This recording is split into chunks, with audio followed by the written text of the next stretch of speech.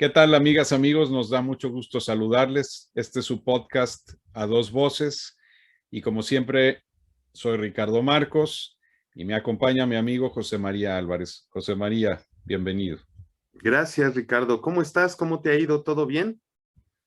Todo bien, ahí van las cosas. Yo agradezco mucho siempre que nos estén apoyando, compartiendo nuestra transmisión en YouTube, también el podcast en Spotify. Recuerden que nosotros llegaremos a más personas, a más amantes de la música y a quienes se están acercando a la música, gracias a que comenten, compartan, den un like.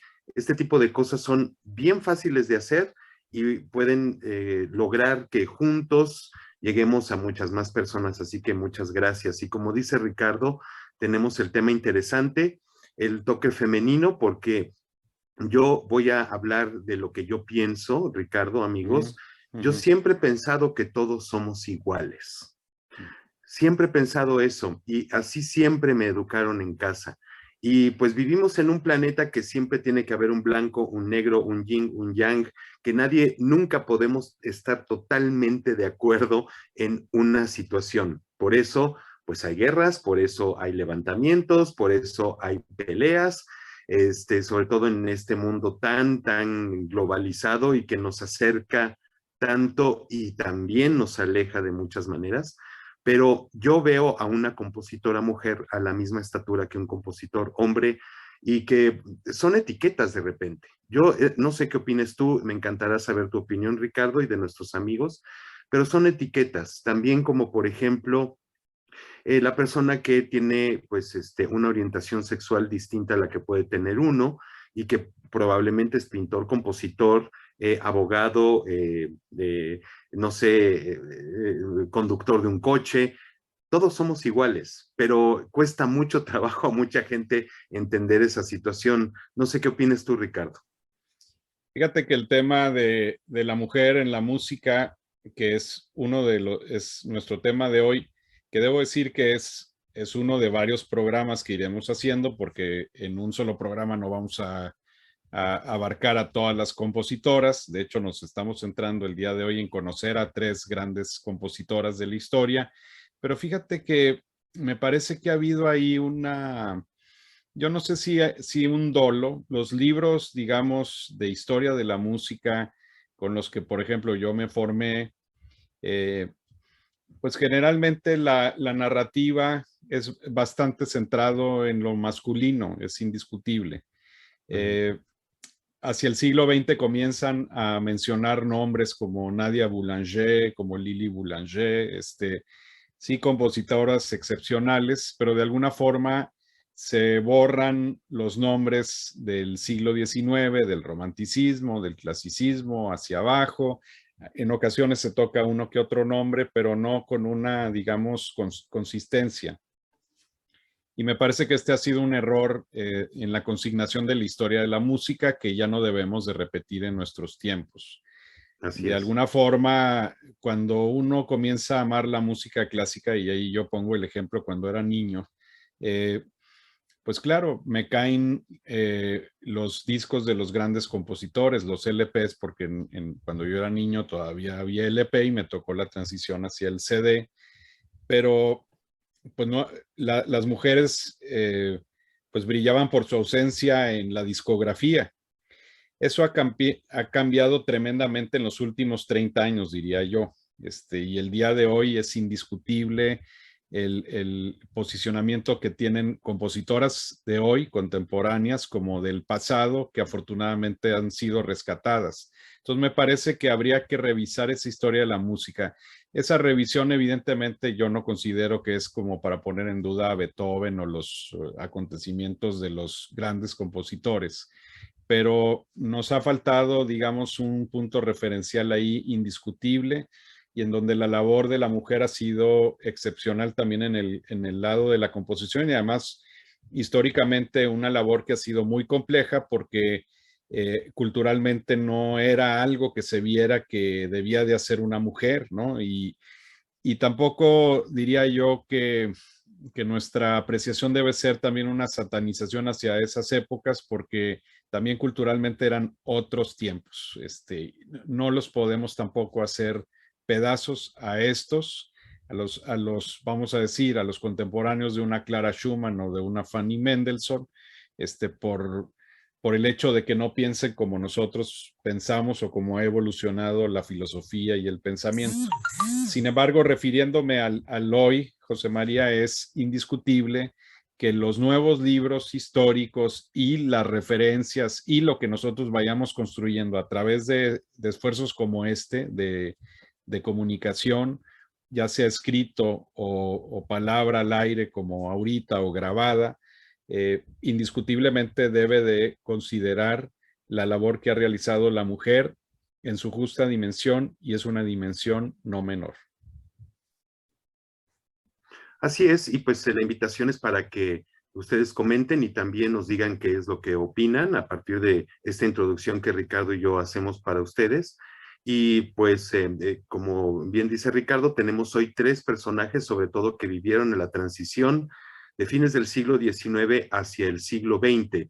Y cada una de estas historias, 2 compositoras estadounidenses, la otra compositora inglesa, pues poder ver los contrastes y que sea también una puerta para que nosotros sigamos explorando a la mujer. Generalmente, y bueno, se ha abierto algo el campo en cuanto a al reconocimiento de la mujer en las artes y de la mujer en todos los sentidos, aunque pues con todas las aristas que nosotros conocemos actualmente de la lucha para que se respete como una persona, como un ser humano a la mujer. Sin embargo, la idea de poder en pues prácticamente ya mes de junio, pues es siempre reconocer a la mujer y siempre reconocer al hombre y siempre reconocer a todos los músicos que tienen valor y para quienes de alguna manera la historia ha tapado un poco. No necesitamos que sea el mes de marzo, donde siempre, es marzo, mujeres, mujeres, mujeres, y luego parece que se les olvida, ¿no? Parece que se les olvida. Entonces, no, la cuestión es hacerlo constante y hoy tenemos a estos 3 personajes. ¿Con quién se te antoja iniciar, Ricardo? Se me hace que valdría la pena cronológicamente de la más vieja a la más nueva, ¿no? Y en este caso comenzaríamos por Ethel Smythe, nacida en Londres en 1857. Ethel Smythe es un personaje interesantísimo, José María, porque engloba la problemática que tiene también la mujer en esos tiempos como compositora, sobre todo en una sociedad tan conservadora como la inglesa.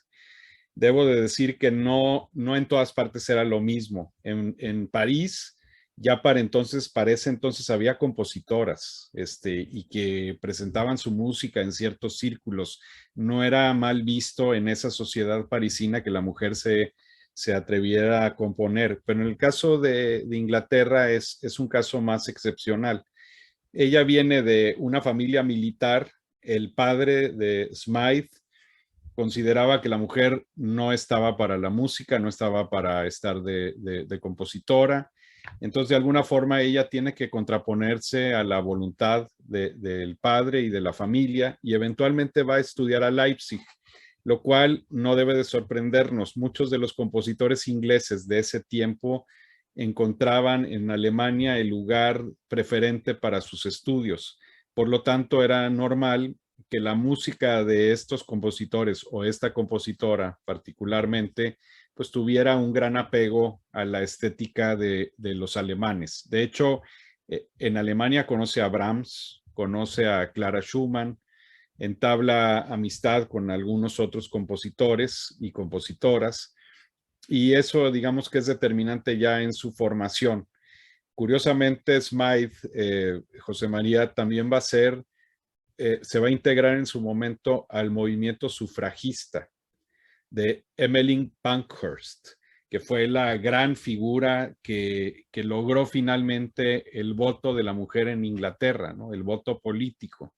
Y Smythe se sumó tremendamente a esa causa. Entonces, ya desde ese momento sabemos que estamos ante una mujer de gran espíritu combativo, una de las feministas, creo yo, de su tiempo, habría que decirlo, y además una extraordinaria compositora.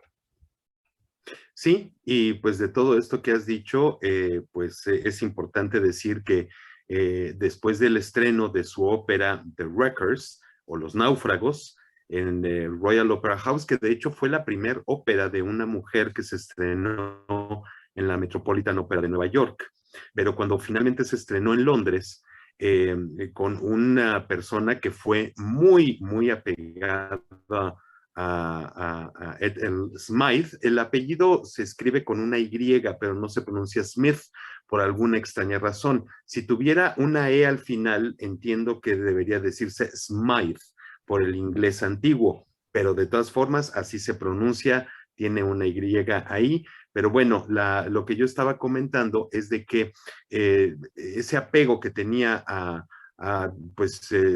Thomas Beecham, que fue uno de sus grandes amigos, una persona muy, muy cercana a Ethel Smythe, pues después de que él estrenó su ópera Los Náufragos, fue que ella totalmente se dedicó al activismo social, a lograr el voto para las mujeres, fue a la cárcel por una situación muy, muy curiosa. Bueno, no es curiosa, es una lucha para hacer escuchar su voz, en donde pocos más de 100 personas, 100 mujeres, acudieron a la casa de uno de los de quienes no estaba de acuerdo en toda su lucha para apedrear la casa. Entonces ella fue hecha presa durante 2 meses y Thomas Beecham la visitó en la cárcel.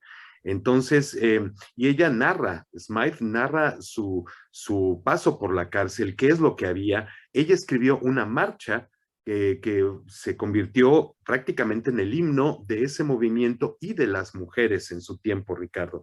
Así que Así es. reconocemos en Ethel Smythe una mujer muy, muy importante en ese sentido.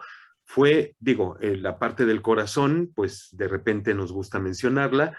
Estuvo, no sé si profundamente enamorada, pero tenía gran afecto más allá del amistoso por Virginia Woolf, a quien ella había conocido justamente en este movimiento, pero pues obviamente nunca hubo algo así, pero era uno de sus grandes amores platónicos. Tuvo, de hecho, esta persona que tú comentabas, que fue una de los detonadores del movimiento feminista en Inglaterra, fue también muy cercana afectivamente a Ethel Smythe, pero hablando de lo meramente musical, ella no solo escribió Los Náufragos, escribió 5 óperas más, eh, escribió música orquestal, su primera obra orquestal, que fue una serenata, está muy apegada justamente a ese mundo germano del cual tú hablabas, tanto de, no sé, a mí me remite, por ejemplo, a la serenata de Brahms, pero con un lenguaje muchísimo más, mucho más dulce, mucho más fresco, es un lenguaje orquestal realmente impresionante, y otros de las personas, de los compositores que conoció Smythe en Alemania fueron a Grieg, por un lado, que también se puede sentir un poco ese ambiente noruego en la música de Smythe, y a Tchaikovsky. Entonces tenía pues esa pasión por la gran orquestación de Tchaikovsky, por un lado, y pues todo lo demás que ella escribió es verdaderamente estupendo. Así que pues ojalá y puedan ustedes escuchar eh, la obra de Ethel Smythe, que pues no hay muchas grabaciones, pero afortunadamente ya se están empezando a recuperar. Hay una, ¿cuál es? Esta es la misa de Ethel Smythe, trae la marcha de las mujeres que comentabas hace unos momentos Sí. y un aria de una de sus óperas. Y pues la BBC, bueno, BBC Philharmonic, me parece, editó con Odalín de la Martínez, una directora de orquesta, un par de álbumes con la serenata, con piezas, la obertura de Los Náufragos, en fin, con obras orquestales interesantes, así que vale la pena poner un acento en esta compositora inglesa, Ricardo. Así es, y permítanme citar nada más una línea de la crítica para que vean ustedes la dificultad de una mujer para abrirse paso como compositora en ese tiempo, sobre todo en Inglaterra. La misa está en cuestión, la misa en re mayor, Es una obra de 1891 que luego revisó en 1925 y que la emperatriz Eugenia, viuda de Napoleón III, que se había ya refugiado en Inglaterra, le ayudó a empujar y finalmente se presenta en el Royal Albert Hall de Londres. Esto es un dato interesante porque pues uno de los principales recintos de música acogía la obra de una compositora contemporánea, o sea, de su tiempo, y a pesar de todas las cuestiones sociales, ¿no? Y decía Smythe que el estreno fue muy bonito, que musicalmente fue excepcional. Eh, la, los críticos no fueron hostiles, pero sí uno dijo que se habían quedado muy entretenidos de escuchar la música de una compositora tratando de elevarse hacia las regiones más exaltadas del arte musical. Obviamente, totalmente un comentario machista, ¿no? Muy, muy típico de la época, pero ella no cejó y eventualmente volvió a tocarse la obra en 1924 bajo la batuta de Adrian Boult, otro gran director de orquesta inglés del siglo XX, al igual que Bisham, y que también tomó la causa de compositoras inglesas, no únicamente de Smythe. Y esto también es relevante, al lado también de personas vergonzosas como el crítico ese, pues había también personas que habían reconocido el talento de Smythe y podríamos decir incluso que ella hasta hizo alguna labor como directora de orquesta ocasionalmente con su música, José María. Entonces tampoco nos creamos todos los cuentos, por ejemplo, de la serie esta de Netflix, de la primera directora de orquesta, pues ya muchas habían dirigido orquestas incluso en el siglo XIX, pero pues nos gustan también los temas románticos. El caso es que Smythe vale mucho la pena, como dice José María, es un romanticismo tardío, pero muy aproximable. A veces es muy lírico, pero también poderoso. No nos vayamos con el estereotipo de que porque es mujer, tiene que ser todo terso. No es cierto. Smythe tiene un poderío también en su música y como muestra la misa en re mayor. Una misa extraordinaria y sí, como ya lo apuntaste bien, estrenada también con los auspicios de la reina Victoria. Cometí un error, dije que la ópera que se había estrenado en Metropolitan Opera House era Los Náufragos, y no, fue se llama Der Wald, el bosque, que está en alemán precisamente por los inicios de Smythe en Alemania, y la que, bueno, compuso entre 1902 y 1904, fue Los Náufragos, estrenada en la Royal Opera House. Pero bueno, nada más era esa anotación. Y sí, esa película de Antonia, pues es muy bonita. La persona que encarna a esta directora, como tú decías, pues hace bien su trabajo. Creo que necesitaba un mejor coaching en la dirección, pero no se crean esos títulos finales porque, como tú bien lo anotas, es bien sensacionalista, es como para que abramos la boca y empecemos a hacer comentarios. No, eso de que en la actualidad no hay una sola mujer en una orquesta importante, eso es mentira.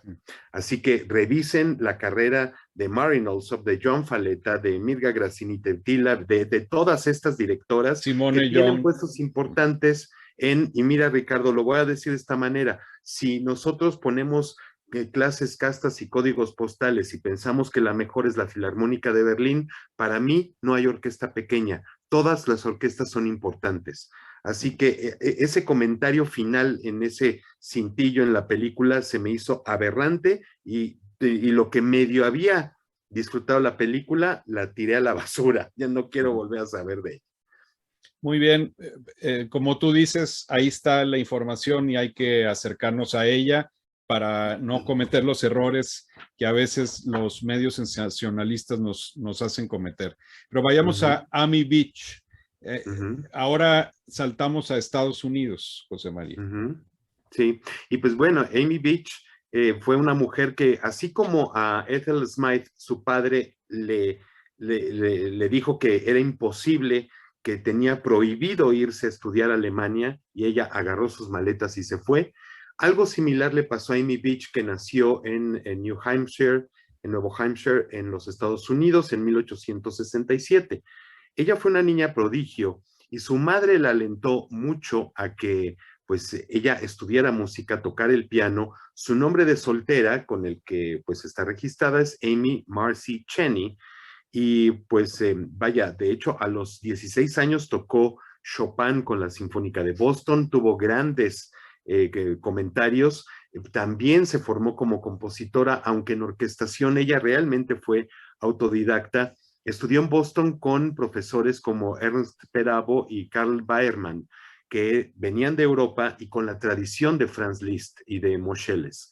Entonces, todo eso trae también la tradición del viejo mundo, pero sus compañeros de generación, digamos, en el Conservatorio de Nueva Inglaterra, fueron quienes de alguna manera la alentaron a tener una voz propia, aunque enraizada en el Nuevo Mundo, tener su propia voz. Estaban Arthur Foote, John Knowles Paine, George Chadwick, Horatio Parker, que también escribieron mucha música que hoy, curiosamente, mucha de ella también está olvidada, aunque fueron compositores importantes a inicios del siglo XX. Entonces, ¿cuándo es el parteaguas en la vida de Amy Beach, o más bien de la joven Amy Marcy Cheney a convertirse en Amy Beach? Pues fue cuando su madre vio que iba a cumplir 18 años y le dijo, tú no vas a ser compositora. Quien tanto le había alentado a que fuera pianista y estudiara música, al cumplir 18 años le dijo, no señorita, usted se me va a casar, se va a dedicar a la vida de casada, a su hogar, a atender a su marido, y música cero. Se casó con con un cirujano muy destacado en aquellos tiempos, que era 25 años mayor que ella, Henry Harris Aubrey Beach, y así fue como ella cambió su nombre a la señora H.H.A. Beach. Él, muy inteligentemente, sí le permitió componer, aunque tenía que ser en privado, en su tiempo libre, y solo se podía reunir a tocar cosas pequeñas con sus colegas, pero, o sea, sí con restricciones, pero le permitió continuar con su talento y con su gran imaginación, Ricardo. Sí, bueno, eventualmente ella, como dices, compone y comienza a sacar, aunque sea poco a poco, algo de sus composiciones, como una misa que se presenta ahí en la década de los 90 y que parece que fue una especie de parteaguas para su carrera como compositora, ¿no?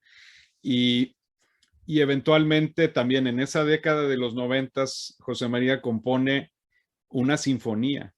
Y esto es muy relevante porque esa sinfonía gaélica de 1896, pues es una de las sinfonías compuestas por una mujer, algo que no nos debería ya de sorprender. Hay muchas sinfonías compuestas por mujeres en el siglo XIX y por supuesto en el siglo XX, pero pues es una época en donde pareciera que no era un trabajo de composición destinado a una mujer.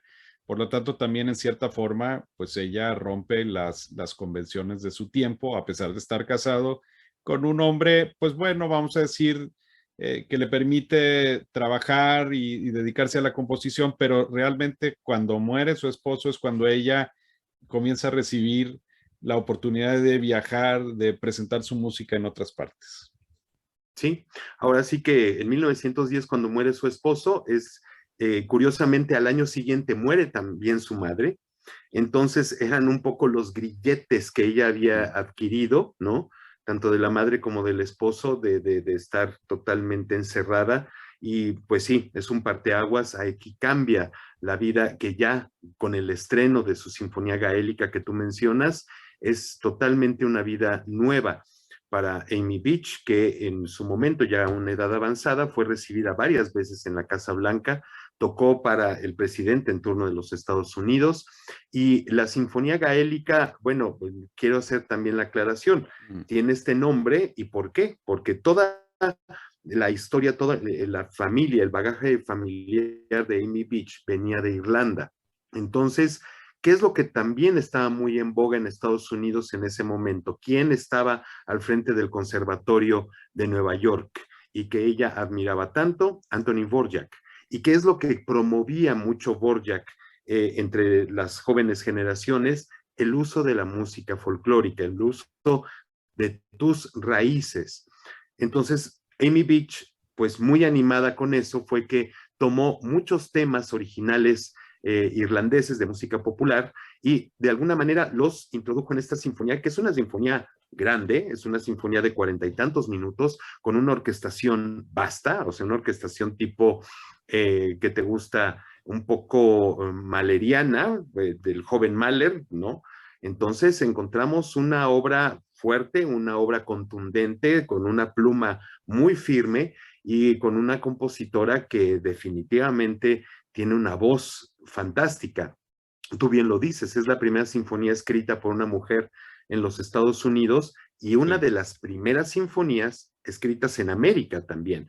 No la primera, no la segunda, pero sí una de las primeras porque el género sinfónico no era, no estaba muy en boga precisamente porque todos escribían o música de cámara o pequeñas obras orquestales o casi hasta canciones de corte victoriano, ¿no?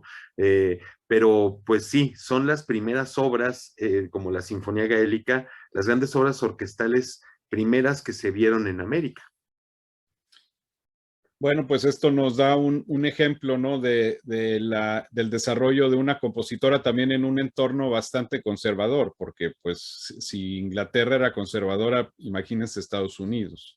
Ujú. La primera sinfonía de una compositora estadounidense, 1896, que es cuando la concluye. Y sin embargo hay una fuerza ahí expresiva que, que igual vuelve a echar abajo estos estereotipos de, ay, seguramente la música de las mujeres pasa por lo femenino. Pues no es cierto, o sea, es una fuerza expresiva tan poderosa como cualquiera quiera hacerlo, ¿no? Y ciertamente esa instrucción recibida, pues por el ejemplo de un Dvorak, que a mí me parece fundamental. O sea, Dvorak llegó sin prejuicios a Estados Unidos, e incluso motivó a explorar la música que había de los nativos americanos y también de los afroamericanos. Entonces, pues un cambio de paradigma muy distinto a un Estados Unidos previo que estaba muy sumido, sobre todo en la influencia germánica. Había compositores incluso que habían estudiado allá en Europa, o incluso algunos europeos que se habían trasladado a Estados Unidos y que habían llevado, por supuesto, su escuela específica acá, ¿no? Y como que Dvorak les dice, no, señores, tienen que mirar hacia ustedes mismos, ¿no? Y surgen estas generaciones como Edward McDowell y algunos otros que comienzan efectivamente a incorporar material más folclórico, más identificado con el propio terruño. Y esto pasa evidentemente con Amy Beach, pero en el sentido más bien de sus lazos familiares, que por supuesto venían de Europa. Entonces, bueno, pues muy interesante. Además tiene música de cámara, tiene música muy variada, ¿no, José María? Y además esta sinfonía también se puede encontrar en disco. Sí, y ya hay varias versiones en disco. De hecho, yo tuve como este shock, ¿no? Cuando estás creciendo como niño, adolescente y eres ciertamente melómano, ya te estás metiendo por ahí, comprando discos baratitos, los LPs reeditados en México, pues piensas que sí, los compositores son hombres y eso es todo.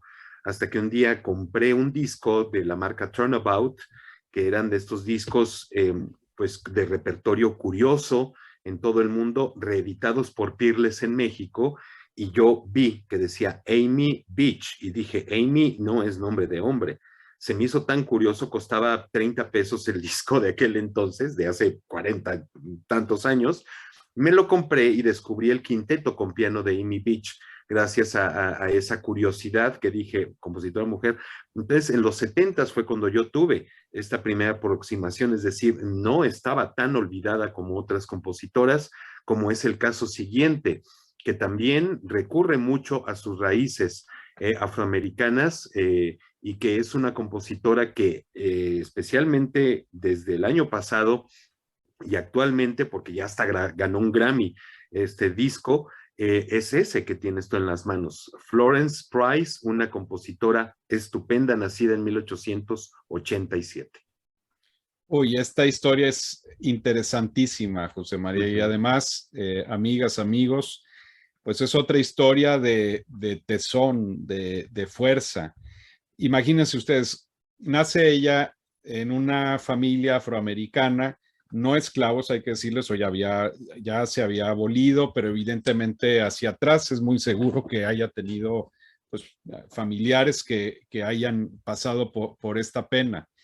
Y nace en Little Rock, Arkansas, o sea, el corazón de Estados Unidos, en pocas palabras, lo que Arkansas, parecía, como le dicen allá. sí, sí, como pareciera un lugar poco, digamos, adecuado para este tipo de inclinaciones artísticas, ¿no? Pero venía de una familia de clase media, o sea, que tenía acceso a la educación, una mujer que muestra obviamente la aptitud hacia la música, pero que tiene que emigrar, José María, ante el surgimiento de movimientos, pues como el Ku Klux Klan, ¿no? Ku Klux Klan.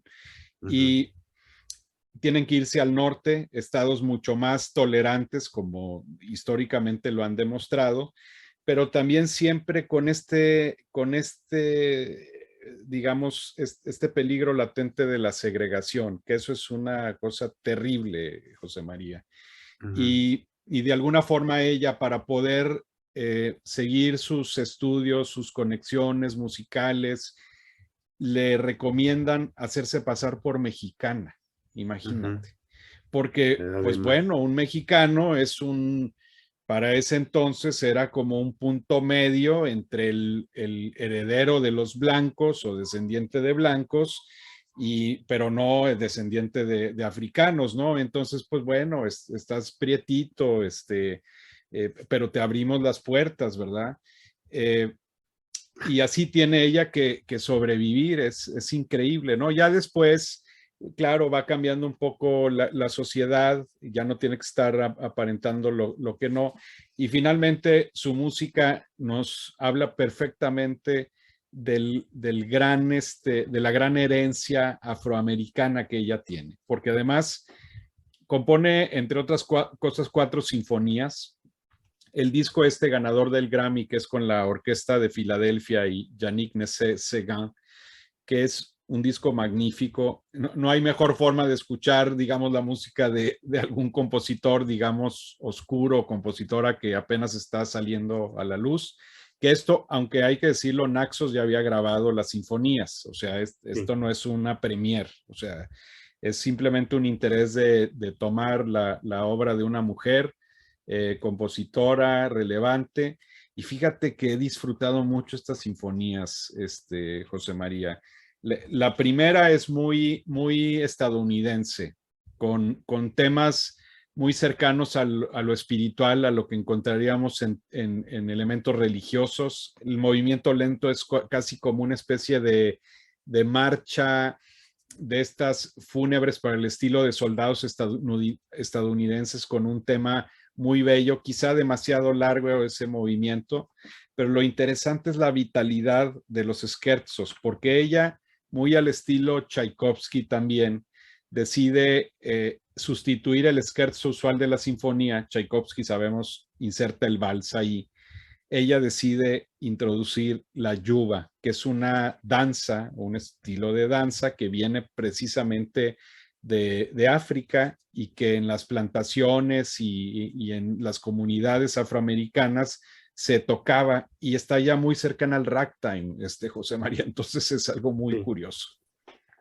Sí, y es música verdaderamente estupenda y que tiene de eso que ahora también nos atrae tanto escuchar, cómo incluye, por ejemplo, este tipo de danza, que es pues una danza popular en su música, y cómo suena no solo en sus 4 sinfonías, existe este ánimo de danza y este liricismo que tiene la música de Florence Price.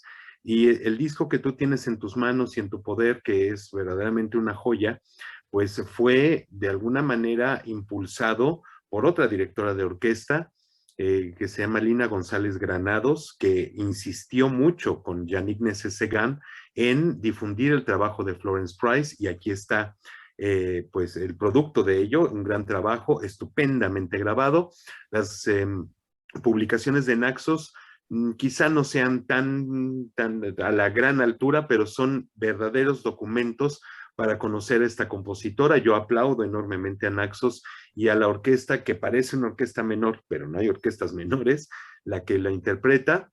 Hay que agradecer que podamos escuchar a esta mujer, que como tú lo dices, pues tuvo que irse a Illinois, a Chicago, a seguir su carrera, precisamente por la discriminación y esta segregación social. Y pues ella estudió, de hecho, con uno de los colegas de Amy Beach, que es George Chadwick, fue su profesor privado. Y hay que decirlo también que muchos directores, entre ellos Dimitri Mitropoulos y Artur Rodzinski, se negaban a dirigir la música de Florence Price, hasta que hay por ahí una anécdota, me parece que es de su tercera sinfonía, que escribió una carta a un director diciendo, me parece que Frederick Stock, el que entonces era director de la Sinfónica de Chicago, y le dijo, mire, señor Stock, soy fulanita de tal, soy compositora, tengo esta sinfonía, nadie la quiere dirigir, ¿qué tengo que hacer? O sea, soy una persona perfectamente profesional y mi sinfonía está a la altura de cualquier otro. Así que le voy a pedir que de la manera más atenta, y efectivamente, la Sinfónica de Chicago con Frederick Stock hicieron, me parece, el estreno, creo que es de esta obra de la Cuarta Sinfonía, no estoy muy seguro, pero también por muchos de los integrantes del medio artístico, ella sufrió esta segregación, así de decir, compositora y afroamericana, no, gracias, no, de ninguna manera. Entonces, por eso hay que ser muy claros, hasta la fecha, a los que somos mexicanos, que de todos, de que el guapango, la fiesta, el esto, pero se nos hace difícil llegar a varios mercados musicales y artísticos en Europa y en Estados Unidos, porque todos piensan que todo tiene que sonar a sonajas y tiene que sonar a teponaztle. Entonces, ese también ha sido el caso de esta autora. Aplaudo enormemente a Yannick Nézet-Séguin, y que en esa grabación que tú tienes en tus manos, el segundo clarinete es un mexicano, de quien yo estoy muy orgulloso, que es Sócrates Villegas, clarinetista de la Orquesta de Filadelfia, del Estado de México, nací. Así que, bueno, pues hay muchas cosas, ya me fui por otro lado, pero quería comentarlo, Ricardo. Oye, qué interesante, le mandamos un saludo y nuestro reconocimiento, por supuesto. Fíjate que la tercera sinfonía es distinta a la primera, ¿eh? Uh-huh. Leí yo en las notas que es una sinfonía wagneriana, pero sinceramente esto de ponerle a wagneriano todo lo que suena, lo que Bombástico. orquestalmente está pesado y bombástico, que es un absurdo, o sea, colgarle tantos santitos a Wagner, la verdad. A mí más bien me suena, obviamente es una obra mucho más seria que la primera sinfonía, que es muy festiva. Esta sinfonía es más oscura, me parece incluso muy refinada en la orquestación, mucho más impresionista. Es más, yo diría, viene más por el lado afrancesado, sin lugar a duda. De pronto hay algunas frasecitas que no estarían mal en alguna obra de Debussy o de Ravel, sobre todo en la forma de concluirlas armónicamente. Y es cierto, es una orquestación más pesada, pero yo no escucho tanto Wagner, más bien escucho incluso a lo mejor algo del Dvorak de los últimos años, pero ya filtrado a través de la estética de la propia Price, que esto también es odioso estarles como diciendo que si es parecido a fulano o sutano, es muy su estilo. Y en la yuba de esta tercera sinfonía, pues volvemos a escuchar también un poco de algarabía, pero curiosamente la concluye de una forma mucho más ingeniosa. Entonces, sin lugar a duda, hay una evolución también de Florence Price respecto a su primera sinfonía a la tercera, que ya es de 1938 y que se estrenó en 1940 en Detroit. Y esto muestra pues que era una compositora que finalmente logró hacer lo que algunos no logran, que su música sea escuchada y con justicia pues capturada en este registro de la Deutsche Grammophon con la Orquesta de Filadelfia y Yannick Nézet-Séguin. Sí, y que bueno, hay que agradecer ese gran esfuerzo. Ya viene, me parece que el año próximo saldrá la Sinfonía 2 y 4, con los mismos intérpretes, pero hay que decir, Ricardo, amigos, que hay que hacerle un gran reconocimiento a John Jeter, que fue este director que primero grabó la música orquestal de Florence Price en Naxos. Hacia el año 2009, prácticamente todo el esfuerzo que había hecho Florence Price, sus sinfonías y mucha música orquestal estupenda, estaba en el olvido hasta que este señor John Jeter empezó a hacer el estudio, la edición de las partituras y la grabación en Naxos. Así que la primera es, del primer disco es con la Fort Smith Symphony en los Estados Unidos, y ya el álbum de la tercera sinfonía con una obra que se llama Mississippi para orquesta, y otra que se llama, tiene que ver con, ahora les digo el nombre, se llama La Sombra de Etiopía en América, también una obra interesante, es con la Orquesta Sinfónica de la Radio de Viena. Así que hay que explorar todos estos discos, es música fantástica, y sobre todo eso, tratar de meternos en la vida de las compositoras que hemos mencionado en este día, para que pues sepamos algo más de su historia y de lo interesante que es ese remar contracorriente de cada una de ellas para lograr este legado fantástico, Ricardo. Amigas, amigos, hay que abrir los oídos y no se requiere ningún tipo de filtro para escuchar esta música, se requiere la voluntad y nos vamos a sorprender, así como yo he pasado un momento fenomenal al lado de la música de Florence Price recientemente, y también de las otras compositoras que hemos mencionado hoy, Amy Beach o Ethel Smythe. Ya haremos otros programas sobre más compositoras porque definitivamente se merece volver a sacar a la luz y contribuir un poco en lo que a nosotros nos respecta, el que sea más difundida esta música. Finalmente quisiera yo agradecer como siempre a nuestras amigas y amigos que nos siguen, José María, y muy especialmente quiero mandar un saludo a Liliana Melo de Sada, que es una gran impulsora de la mujer en Nuevo León a través de su fundación Paseo de la Mujer Mexicana, y a quien le voy a hacer llegar también este programa especial. José María, ¿algo que quieras añadir ya para cerrar? Claro que sí, pues es agradecer nada más, Ricardo, acérquense a la vida y a la obra de estas compositoras. Hablando de pues seguidoras, agradezco al Carali, que es nuestra seguidora en el Twitter y que nos reposteó de una forma muy linda nuestro programa anterior. Así que agradezco, nunca quiere que diga su nombre, nada más quiere que diga el nombre de usuaria. Así que es Alcarali, gracias, un saludo para ti.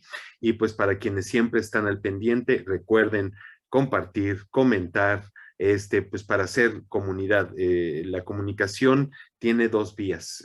Nosotros comentamos todo esto y después esperamos que ustedes cierren el círculo de la comunicación con sus comentarios, que son siempre importantísimos y siempre nos harán pensar, siempre nos harán a ser mejores para ustedes. Gracias también a un comentario en el Twitter en donde pues nos alaba mucho nuestra emisión, y como yo le contesté a este usuario, le dije pues gracias a ustedes tratamos de ser cada vez mejores y cada vez más profesionales en nuestro contenido. Muchas gracias y pues ya estaremos en la próxima emisión, Ricardo. Así es. Amigas, amigos, hasta la próxima semana con más de la mejor música. Gracias, José María. Hasta pronto. Muchas gracias a ti, Ricardo.